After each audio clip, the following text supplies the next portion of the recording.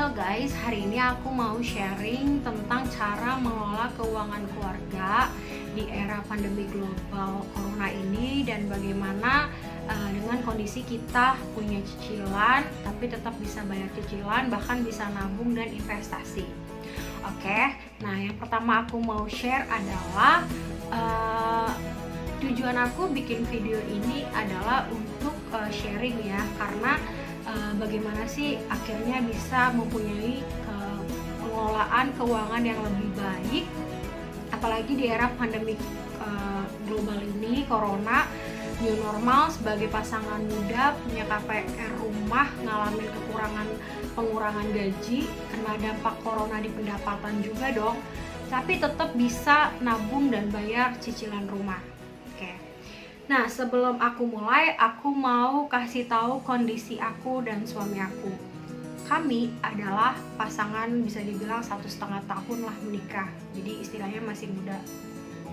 Nah, dari 1,5 tahun itu suami itu akhirnya sama aku memutuskan beli rumah 1 tahun lalu. Itu belum corona ya, tapi akhirnya kita bisa mendapatkan akad rumah itu di bulan September. Nah, dari bulan 9 itu sebenarnya banyak banget pembelajaran pengelolaan uang yang akhirnya bisa dibilang aku sebagai istri bersama suami menemukan titik bagaimana kami mempunyai keuangan yang lebih baik, pengelolaan yang lebih baik. Jadi bukan uangnya lebih baik dulu, enggak, tapi bagaimana kami mengelola uang lebih baik. Kalau ditanya uangnya lebih baik atau tidak, secara hitung-hitungan bahkan menurun gitu, tapi dengan kita menurun kita malah merasa kita bahkan lebih gitu. Itu yang perlu diingat. Nah, kondisinya suamiku kerja di swasta, aku kerja sebagai PNS. Nah, kondisi yang perlu diingatkan adalah cicilan rumah kami lumayan lah ya, karena kita ngambil 15 tahun. Juga kita beli rumah yang di Jakarta, jadi tahu ya, itu pun kita masih dibantu sama pemilik rumah untuk diberikan harga yang benar-benar harga membantu lah gitu ya. Nah, dari situ bisa dibilang setelah pemotongan gaji gitu ya, setelah pemotongan gaji dari suami itu tuh benar-benar hanya bisa dibilang dikit lah gitu ya yang bisa ditambah dengan gaji aku kerja sebagai PNS untuk bulanan dari bulan Maret. Tapi sebelum aku cerita sejak corona, sebelumnya itu pun kami harus benar-benar mutar otak gitu, bagaimana walaupun kondisinya kami punya cicilan rumah, kami pasangan muda untuk kebutuhan isi rumah gitu, kami tetap meyakini apapun kondisinya kami tetap melakukan kewajiban kami sebagai anak, sebagai niat untuk berinteraksi dengan keluarga, menikmati hidup, self love ke diri kami dengan makanan yang bernutrisi. Jadi tidak mengurangi apapun, paling mengurangin misalnya ada beberapa hal dan nanti aku share.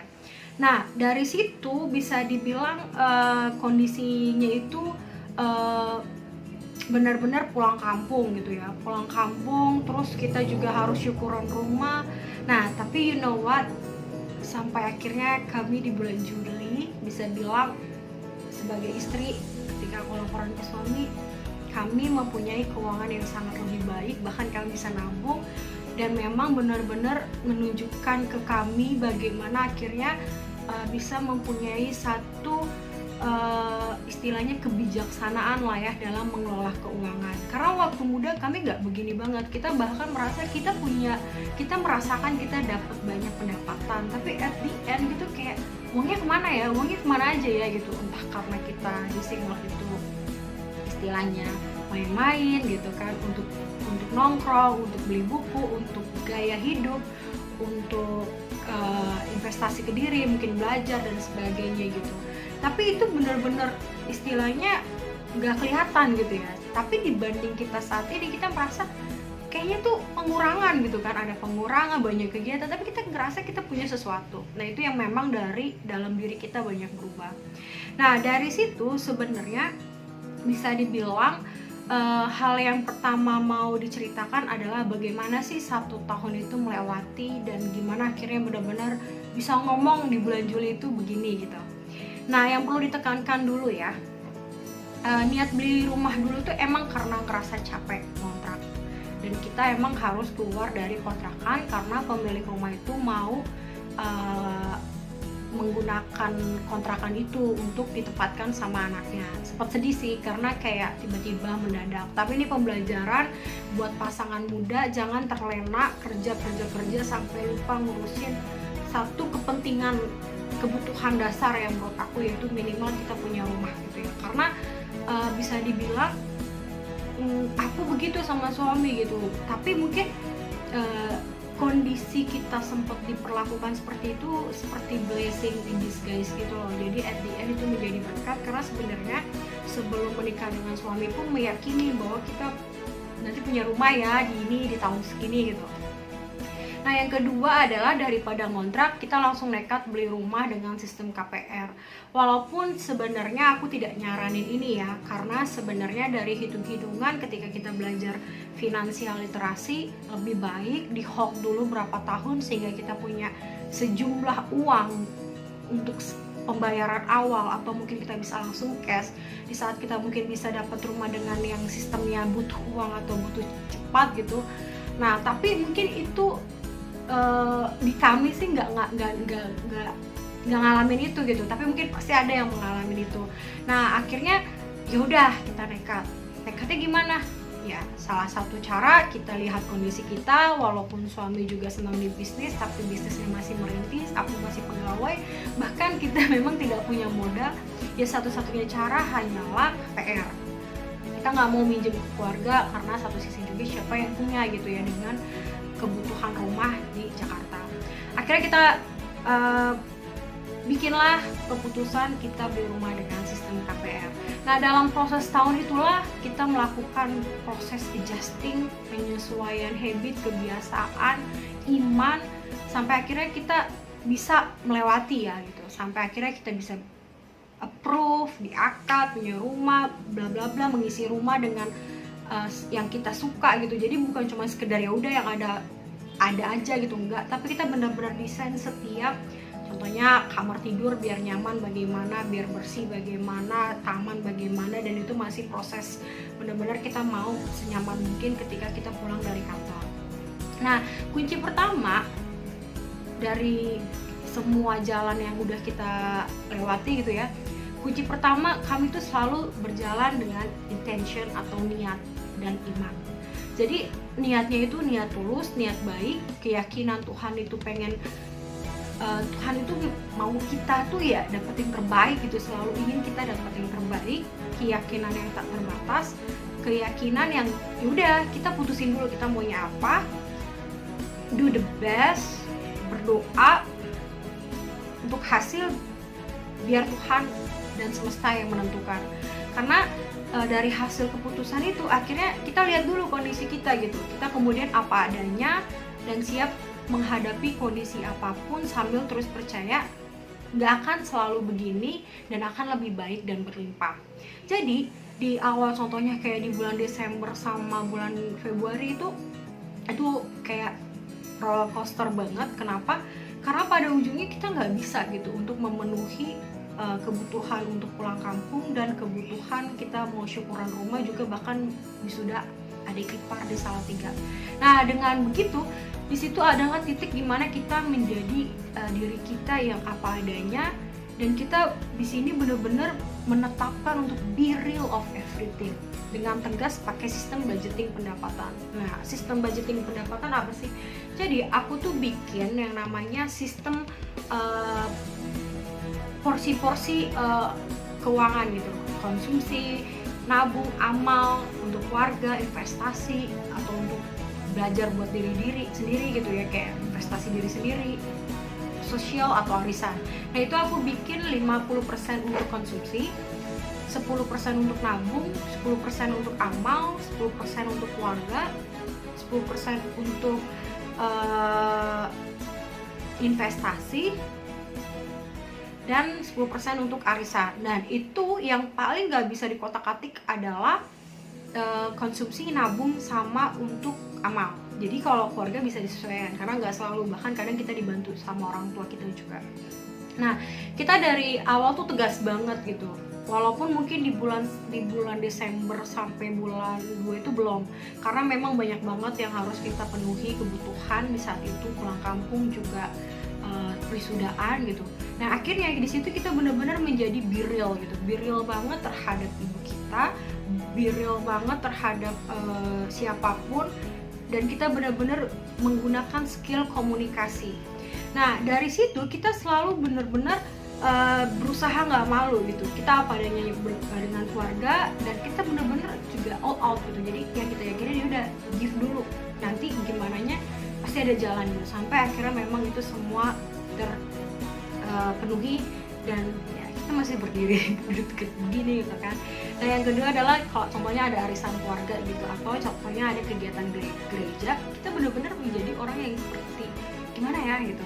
Tapi kadang kita juga melewati keyakinan kita, ya udah percaya dulu aja, nanti juga ada gitu. Karena pernah ada satu titik aku harus beli baju untuk kegiatan gereja, tapi at the end itu suami yang meyakini nanti pasti ada rezekinya gitu, kalau semua dimulai dengan niat baik.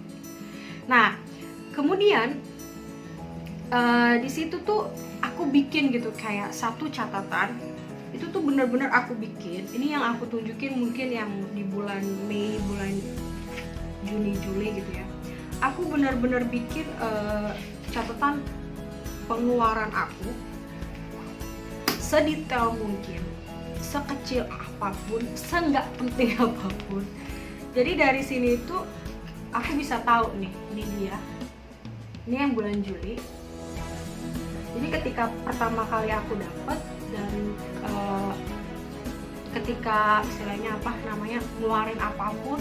Nah, yang pertama aku lakukan, aku membuka pendapatan itu, aku bagi ke beberapa apa istilahnya porsi gitu ya, untuk konsumsi, nabung, amal, terus keluarga gitu ya. Kemudian dari situ kita olah. Contohnya apa? Yang pertama yang harus kita lakukan adalah kita bayar dulu kewajiban. Kewajiban itu yang paling penting di keluarga kan adalah listrik, gaji pembantu, internet, terus konsumsi. Selama sekiranya itu aku potong dulu setengah gitu, jadi aku harus menyediakan suplai makanan dulu, sehingga ketika nanti di akhir-akhir aku bisa penyesuaian. Itu yang harus lakukan gitu. Karena jangan sampai nanti listrik tiba-tiba mati, terus air nggak bisa kan, terus nanti kita nggak bisa juga internet, sedangkan sekarang lagi ini gitu kan. Itu benar-benar harus dibayarkan di awal, jadi supaya lebih mudah gitu. Jadi yang kalau yang terakhir-terakhir itu tinggal penyesuaian. Nah, kemudian dari situ tuh kita benar-benar catat gitu. Bahkan di bulan Juni Juli ini, bulan di era ini, kita sebagai pasangan yang dulunya terlalu sibuk bekerja gitu, kita lagi program hamil, dan dalam program hamil itu kan kita juga beli vitamin dan beli kayak beberapa nutrisi gitu ya, kayak buah zuriat atau kayak herbal gitu untuk menambah imunitas kita juga. Dan di situ kita nggak pungkiri gitu, kita punya pengeluaran di luar rencana awal gitu, tapi itu memang juga dihadapi. Dan kita imanin lagi kalau niatnya baik pasti ada, dan pasti sebenarnya Tuhan memberikan sebagaimana kita meyakinin berapa kita diberi gitu. Maksudnya kayak dulu ketika aku malah berpikir udah yang segini aja, ya itu aja yang diberi gitu. Tapi ketika aku meminta lebih dengan meyakini niatnya itu baik, contohnya untuk makan sayur, beli buah zuriat, beli madu dan sebagainya, budget itu pun akan ditambahkan kepada kami gitu. Akhirnya dari situ itu bisa dibilang benar-benar jujur gitu sama suami, gimana ya ini untuk beli ini tuh sekitar segini, habisnya segini, nanti begini. Bahkan ketika ada keluarga kita yang ulang tahun, kita jujur tuh, gimana nih bagi-bagi uangnya gitu, sampai 50.000 aja kita bahas, 20.000 aja kita bahas. Itu benar-benar satu komunikasi di rumah tangga yang sangat terbuka tuh bagus banget. Nah, dari situ kita benar-benar juga jujur gitu. Tapi dengan jujur itu kita tidak merasa dikasihani juga gitu, bahwa sebenarnya kondisi ini tidak akan seperti ini selamanya. Tapi jangan juga kayak takut gitu, karena kan yang paling suka takut ke kami kan orang tua kami ya, nanti kami nggak makan apalagi corona gitu, dan suami kemarin sempat sakit. Tapi enggak, kita tetap oke, apapun yang kondisi saat ini, just face it, and then kita meyakini orang tua kita untuk nggak takut dulu gitu ya. Nah akhirnya dari situ aku benar-benar belajar menjadi pribadi juga yang fleksibel sama suami gitu ya, tetap bersyukur. Kenapa? Karena dulu bisa dibilang aku ini orang yang paling nggak suka minjem, paling nggak suka ngutang.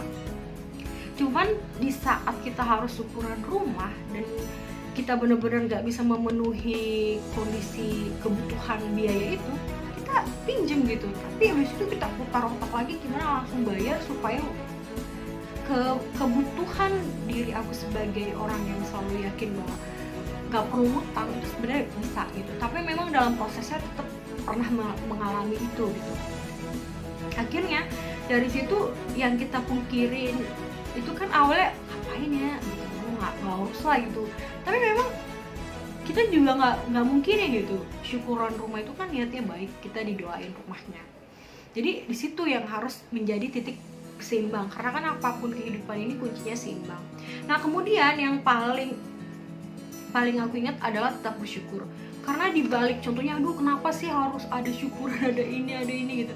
Tapi kalau nggak disyukurin juga nggak baik gitu kan. Dan yang kedua, yang paling bikin bersyukur adalah ternyata kalau kita tahu bagaimana orang berjuang punya rumah, nggak semua orang tuh yang KPR di approve. Karena ternyata kondisi sekarang itu makin diperketat lah, harus benar-benar memastikan atau nanti malah dia nggak bisa bayar itu gitu kan. Nah dari situ aku benar-benar merubah pola gitu, merubah pola pikir yang dulunya berpikir fokusnya yang enggaknya gitu, kurangnya gitu. Sekarang aku berpikir oh ya ternyata ada aja jalan gitu, ada aja yang membantu kita sampai akhirnya kita bisa beli rumah di saat kita pun kondisinya benar-benar kayaknya nggak mungkin gitu. Nah dari situ istilahnya pembelajaran ya, karena kalau kita tidak meyakinin itu dari sekarang, mungkin sebenarnya kalau ketika ketemu teman-teman kantor yang juga udah senior gitu, dia bilang gitu bahwa dia sampai mau pensiun aja belum punya rumah gitu. Itu yang aku kadang sempet kok bisa ya gitu. Tapi at the end emang nggak dipungkiri gitu, kalau kita nggak meyakini gitu, kadang sebenarnya kondisi itu seperti yang kita yakini gitu. Jadi memang pembelajaran yang paling penting bahkan di saat kita mengejar mimpi kita gitu. Nah kunci selanjutnya adalah skill memutar uang.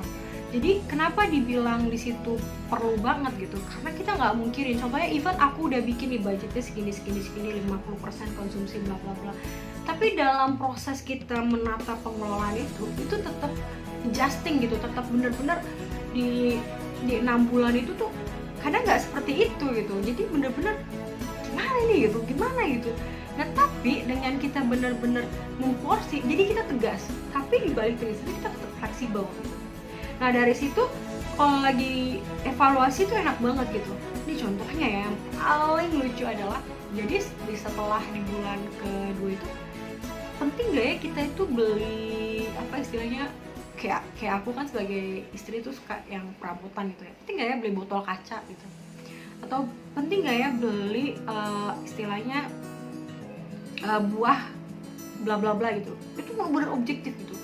Penting gak ya kita beli kerupuk, itu bahkan tuh penting gitu, sampai segitu detailnya gitu ya. Terus penting gak ya kita itu beli buku gitu, penting gak ya. Jadi ada mungkin dulu kan kita mikirin bisa tiap bulan, tapi ada saatnya kita mikirin harus stok dulu gitu. Itu nggak bisa lagi dibeli dulu di bulan ini, tapi mungkin next kita lihat dulu kondisi yang lain gitu ya. Bahkan pernah sampai beli buah itu mikir gitu, kita beli buahnya nanti atau ini ya gitu. Walaupun istilahnya sebenarnya yang dulu kita mungkin kita berharapkan buahnya ada sekitar 3 gitu, di kulkas cuma 1, ya udah nggak usah lah, ditahan dulu sampai beberapa hari. Akhirnya memang supaya apa? Supaya ya udah apa yang ada dulu gitu. Itu benar-benar dilewatin. Nah dari situ pun kalau ada contohnya budget di luar ekspektasi kayak buat keluarga, itu benar-benar dibahas gitu. Jadi benar-benar kita objektif banget, dan memang kunci yang paling penting adalah be gentle dalam pengelolaan dan harus evaluasi tiap bulan. Jadi dengan catatan seperti kayak begini nih, kita bener-bener belajar banget, oh iya ya ini perlu nggak ya beli ini gini ya, dan kita jadi tahu gitu, oh pengeluaran paling gede itu contohnya di konsumsi atau contohnya jalan-jalan. Dan nggak bisa dipungkiri ya, dulu itu kan kalau lagi sebelum corona ini Sabtu Minggu tuh pasti main atau ada acara keluarga. Nah dari corona ini sebenarnya kita mengurangi gitu ya, dan kita jadi tahu oh dulu tuh kalau contohnya nongkrong di luar itu minimal 100.000 gitu, coba kali berapa gitu, dan kali berapa orang gitu kan. Wah itu yang menurut saya banyak perubahan total dan benar-benar menyadari bahkan setelah di rumah gitu ya, yang banyak di rumah aja gitu. Nah kemudian dari situ pun kita berdua menjadi pribadi yang ngomong dari hati, jujur, support, masukan yang objektif, dan benar-benar kalau planning dan evaluasi itu apa adanya. Nah dari situ waktu di bulan Maret April itu kan suami sakit, tapi dari adanya kita juga sedikit simpanan, kita bisa merasakan gitu manfaat itu untuk pegangan. Dan itu kita pernah memutuskan bahwa apapun yang terjadi kita nabung. Nah cara yang pertama kalau mau menabung adalah walaupun ini gitu ya, jadi nabung tuh bahkan bukan punya duit dulu, bahkan di saat kita kayaknya bingung gitu dan tapi kita tiap bulan mau tegas, itu bukan harus ada ini gitu. Tentunya kalau lu mau nabung tapi cuma ada 1.000 itu ditabung. Jadi minimal emang konsistensi hidup itu ya, di konsistensi itu dimasukin dulu gitu. Karena kalau sampai lu cuma ngomong tapi harus ada duit dulu dan itu enggak, nabung itu kayak oke, lu mau nabung, tabung. Nah kayak aku setiap awal bulan aku nggak akan peduli apapun yang terjadi, aku awalnya nabung dulu, dan itu nanti mikir untuk pengelolaan lain-lain tuh nanti gitu. Jadi supaya bener-bener udah tabung dulu. Nah yang kedua konsumsi kan, yang tadi aku bilang aku langsung beli, aku langsung bayar hal-hal yang paling penting, urgent dulu. Nah kemudian dari situ punya tabungan, itu yang nggak dipungkiri, dan itu akhirnya membuat aku menjadi istri yang benar-benar paham gitu ya bagaimana menabung itu, dan bagaimana sifat uang itu, dan bagaimana kita percaya gitu. Kenapa? Karena kalau nggak dipungkiri gitu ya, yang pembelajaran di sini adalah uang itu sifatnya netral. Apapun kondisi sebenarnya semua tergantung kita. Yang paling ditekankan adalah kita dan interpretasi kita akan kondisi yang dihadapkan kepada kita. Kenapa gitu? Karena kalau dibandingkan sewaktu single dan waktu menikah itu kayak kita punya duit tapi kita nggak tahu duit kita kemana. Kalau sekarang kita seperti kayaknya duitnya itu ya gitu, bahkan ada pengurangan, tapi kita tahu nih dari sini catatannya gitu. Dan bahkan kita bisa menabung, bahkan kita benar-benar bisa menikmati, bahkan kita benar-benar bisa bersyukur sebagaimana merasa bersyukur ya. It's not only think positive but like feel positive with everything, with money, and also apa yang kita dapat dari hasil kita menggunakan uang. Nah kelihatannya kan sepele gitu ya, jadi waktu aku bicara ngapain sih gitu, tapi lama-lama jadi damai gitu. Jadi kalau contohnya nih, hal yang gak paling penting aku beli adalah aku beli kopi kenangan gitu, aku kan suka gitu ya, atau aku beli istilahnya ini kayak sarung bantal yang sebenarnya gak penting banget, cuman aku sadar sarung bantal yang kemarin tuh udah kurang bagus lah gitu. Tapi ketika aku catat, aku tahu itu hanya seberapa persen gitu ya dari pengeluaran yang inti, dan memang itu untuk kesehatan keluarga gitu. Jadi kan nggak mungkin sarung bantalnya terus kan, nggak sehat juga buat kulit keluarga gitu kan. Terus kopi kenangan itu untuk menikmati gitu, tapi aku tahu gitu, oh nggak, yang kalau dulu tuh bisa dibilang itu nggak baik sih sebenarnya, tapi dari sini aku jadi bisa mengontrol pengeluaran. Nah dari situ juga kita tuh benar-benar belajar bahwa kadang kan kelihatannya keuangan itu sepele gitu ya, makanya disepelekan, gak dikelola atau nggak diatur dengan mindful, bijak atau apa adanya. Sedangkan sedikit kita nggak aware aja, kita bahkan bisa lagi punya uang di saat banyak pemasukan, tapi kita nggak tahu uangnya kemana. Tapi kalau lagi kita nggak punya uang, kayak kita bisa juga bahkan merasa susah banget gitu jadi pribadi, karena kita pun nggak punya siklus hubungan yang baik gitu dalam proses kita mengelola, apalagi di era corona ini gitu ya, apalagi kalau kita punya cicilan. Jadi karena kita memang harus bisa melihat dulu titik kita ini apa gitu, titik kita apa, kondisi kita apa, kemudian kondisi yang kita mau raih apa, sehingga dari kita yang mau raih ini kita tahu kondisi dan kita memperbaiki nih yang salah. Kayak kami kan yang salah itu sebenarnya adalah kita dulu tuh biasanya ya biasa aja kalau beli untuk peralatan atau apa. Kalau sekarang bener-bener kita cut. Oh, kita biasa aja tuh beli untuk nongkrong atau apa, untuk kebutuhan ini. Tapi kita cut, kita sadar bahwa untuk saat ini kita kurangin dulu gitu. Tapi bukan berarti tidak nongkrong. Nah, dari situ benar-benar akhirnya catatan ini tuh menjadi kompas gitu ya. Kompas penyesuaian kebutuhan dan kondisi. Jadi cuma benar-benar di sini aku bikin tanggal, terus keterangan, pemasukan dan pengeluaran. Nah, dari sini aku benar-benar tulis juga gitu berapa yang aku keluarkan dan berapa yang aku masukkan, semua sampai apakah memang kebutuhan aku di bulan ini sudah semua aku duluin dulu. Artinya memang beberapa yang penting ya, contohnya yang masih bisa dikurang-kurangin kan makanan, nongkrong, sosial gitu. Tapi kayak arisan sebenarnya hampir wajib gitu ya, karena kan kita juga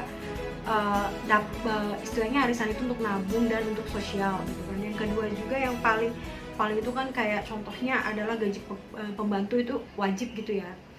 Nah, tapi apa yang enggak itu ya benar-benar lebih banyaknya sih sebenarnya untuk kayak hangout ataupun makanan ataupun untuk barang-barang pribadi yang sebenarnya nggak perlu dulu dan kita kurangin. Dan dari catatan itu kita benar-benar bisa melakukan penyesuaian kebutuhan sesuai kondisi.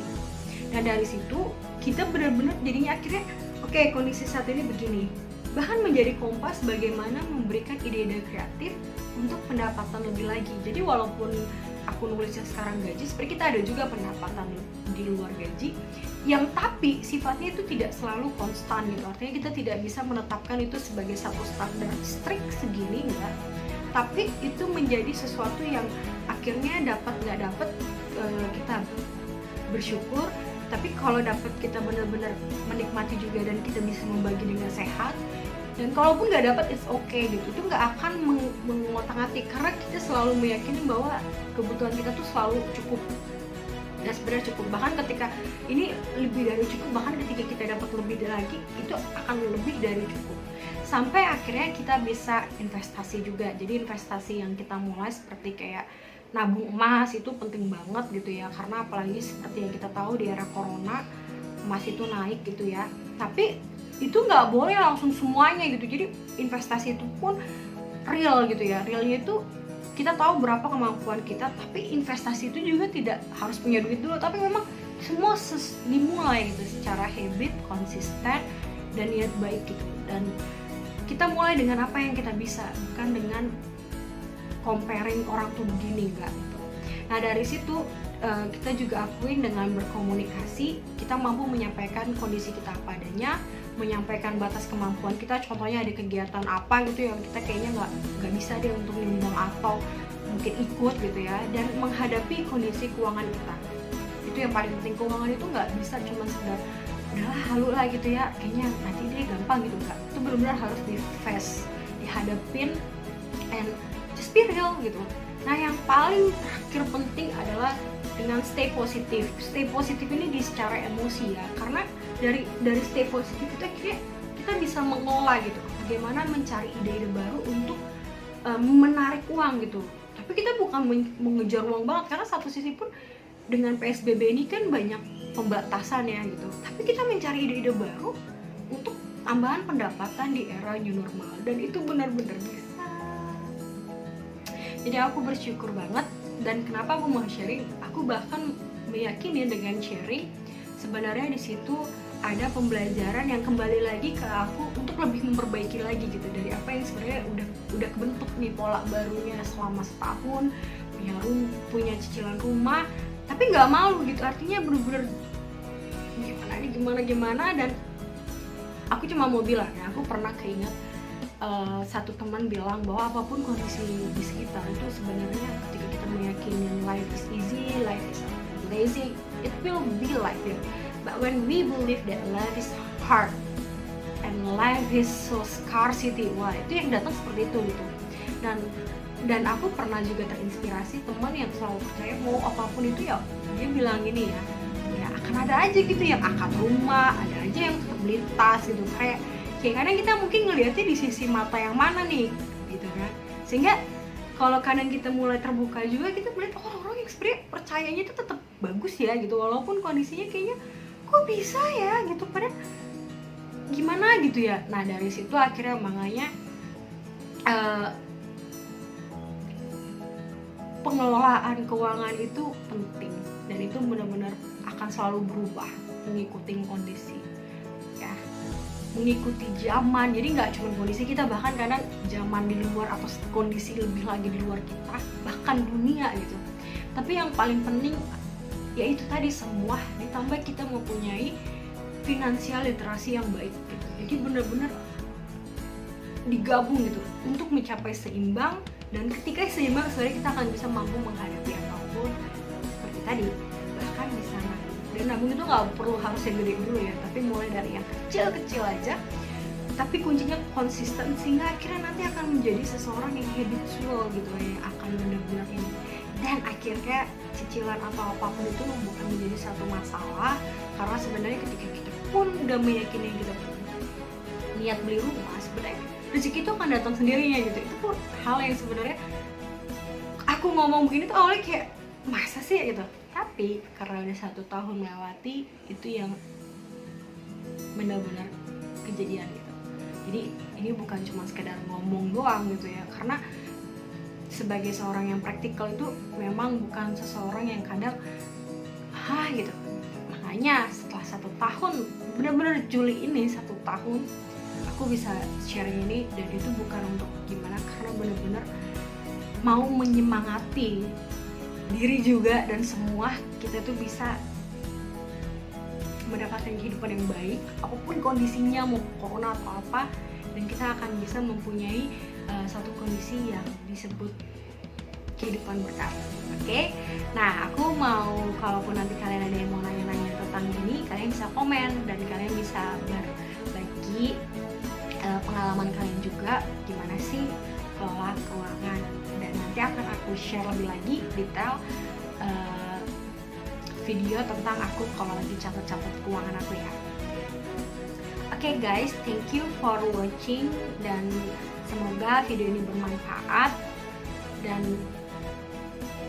jangan lupa subscribe, tekan tombol loncengnya ya, supaya aku lebih semangat lagi bikin video. Dadah.